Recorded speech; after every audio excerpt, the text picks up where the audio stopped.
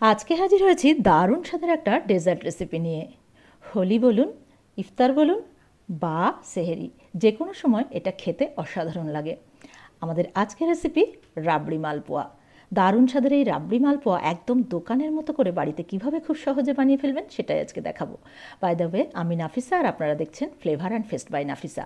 চ্যানেলের নতুন বন্ধু হলে রিকোয়েস্ট করবো চ্যানেলটাকে সাবস্ক্রাইব করে পাশে থাকা নোটিফিকেশন বেলটাতে ক্লিক করে দেবেন, যাতে পরবর্তী ভিডিওর আপডেটগুলোর নোটিফিকেশনটা পেয়ে যেতে পারেন। আর যারা ফেসবুক পেজ থেকে দেখছেন তাদেরকে অনুরোধ করবো পেজটাকে প্লিজ ফলো করে দেবেন। তাহলে চলুন শুরু করা যাক। প্রথমে একটা মিক্সিং বোলের মধ্যে নিয়ে নিচ্ছি হাফ কাপ পরিমাণ খোয়া। এটা গ্রেট করে রেখেছিলাম আগে থেকে। অ্যাড করে দিলাম 1 কাপ পরিমাণ অর্থাৎ 200 গ্রাম ময়দা। তার সঙ্গে অ্যাড করে দিলাম হাফ কাপ পরিমাণ সুজি, 100 গ্রাম সুজি আছে, আর হাফ কাপ পরিমাণ চিনি। চিনির পরিমাণটা আপনারা স্বাদ অনুযায়ী বাড়িয়ে কমিয়ে নিতে পারেন। এবার দিয়ে দিচ্ছি চপ করে রাখা কাজু আর আমন্ড 1/4 কাপের মতো। এলাচ পাউডার দিয়ে দিলাম হাফ টিস্পুন, আর সামান্য একটু লবণ দিয়ে দিয়েছি। যে কোনো মিষ্টি জিনিসে আমরা একটু লবণ ইউজ করি, যাতে মিষ্টির সঙ্গে টেস্টটা ব্যালেন্স হয়ে খেতে বেশ ভালো হয়। এবার অল্প অল্প জল দিয়ে একটা ব্যাটার আমরা তৈরি করে নেব।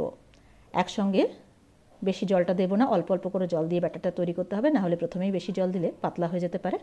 জলের পরিবর্তে আপনারা দুধটাও ইউজ করতে পারেন, কিন্তু যেহেতু আমরা এখানে খোয়া অলরেডি ইউজ করেছি সেজন্য দুধ ইউজ করলাম না, জলটা ইউজ করছি। তো এইভাবে অল্প অল্প জল দিয়ে একটা ব্যাটার তৈরি করে নিতে হবে। খুব বেশি ঘনও হবে না, আবার একদম পাতলা হবে না। কীরকম কনসিস্টেন্সির ব্যাটারটা বানাতে হবে দেখিয়ে দিচ্ছি।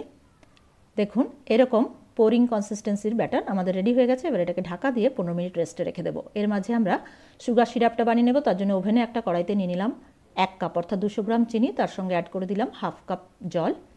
ফ্লেমটা এই পর্যায়ে হাইতে আছে। হাই ফ্লেমে একটা বয়েল আসতে দেব, তারপর ফ্লেমটাকে একটু কমিয়ে দেব।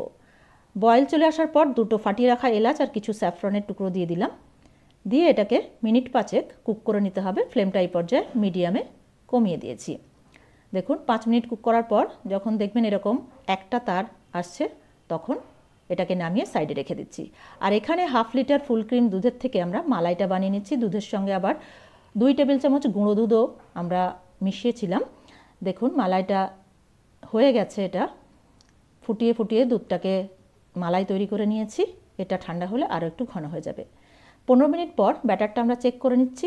সুজিটা ফুলে ব্যাটারটা একটু ঘন হয়ে গেছে, তো সেই জন্য আরও 1 টেবিল চামচ মতো জল এর সঙ্গে অ্যাড করে দিলাম। দিয়ে আবারও ভালোভাবে এটাকে মিশিয়ে নিচ্ছি। দেখুন, পোরিং কনসিস্টেন্সির এরকম ব্যাটার তৈরি হয়ে গেছে। এবার তেল গরম করে নিয়েছিলাম আগে থেকে। গরম তেলে একটা গোল হাতা চামচ নিয়ে সেই মাপে একবারে আমরা 3টে করে মালপোয়া ভেজে নেব। তো অল্প অল্প ব্যাটার চামচ করে দিয়ে একই মাপের ব্যাটার দিয়ে এইভাবে আমরা 3টে করে মালপোয়া ভেজে নিচ্ছি। একটা পিঠ 2 মিনিট হয়ে যাওয়ার পর উল্টে দিচ্ছি। ফ্লেমটা মিডিয়াম টু লোয়ের দিকে আছে। তো উল্টে দিলাম। উল্টে দিয়ে আরও 2-3 মিনিট ভেজে নেব। দুই পিঠেই যখন এরকম হালকা গোল্ডেন কালার চলে আসবে তখন তেল ঝরিয়ে এগুলোকে তুলে নিচ্ছি। তো আমাদের প্রথম ব্যাচের মালপোয়া ভাজা হয়ে গেল। বাকিগুলোকেও একই রকমভাবে আমরা ভেজে নেব। তো এইভাবে আবারও একসঙ্গে 3টে আমরা এইভাবে দিয়ে দিচ্ছি। তো এইভাবে সমস্ত মালপোয়াগুলোকে আমরা ভেজে নেব। দেখুন, সবগুলো ভাজা হয়ে গেছে। এদিকে এবার সুগার সিরাপটা অল্প গরম থাকতে থাকতে মালপোয়াগুলোকে এর মধ্যে দিয়ে দিতে হবে। দেখুন, সবগুলো দেব না, কিছুটা ভাজা মালপোয়া কয়েকটা রেখে দিয়েছি, আর বাকিটাকে সুগার সিরাপের মধ্যে 20 মিনিট থেকে আধ ঘন্টা ভিজিয়ে রাখবো, এইভাবে যাতে রসটা ভালোভাবে সোক করে নিতে পারে আর এটা একটু সফট হয়ে যায়। তো দেখুন, এইভাবে প্রায় আধ ঘন্টা মতো রেখেছিলাম। রেখে তারপরে এগুলোকে এইভাবে সার্ভ করে দিচ্ছি। তো একদম মিষ্টির দোকানের থেকে কোনো অংশে খেতে কিন্তু খারাপ হয়নি। এইভাবে মালাই ওপরে দিয়ে দিচ্ছি। আমরা যে মালাইটা বানিয়েছিলাম সেটা ওপরে এইভাবে এর উপরে দিয়ে দিচ্ছি। তারপরে আমরা একটু পেস্তা দিয়ে গার্নিশ করে দিচ্ছি। তো এইভাবে বাড়িতে একবার বানিয়ে দেখুন, খেতে কিন্তু অসাধারণ হয়েছিল।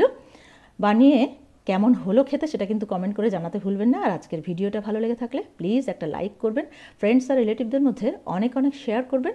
আর চ্যানেলে নতুন বন্ধু হলে রিকোয়েস্ট করবো চ্যানেলটাকে সাবস্ক্রাইব করে আমাদের পাশে থাকবেন। Thank you so much for watching. By.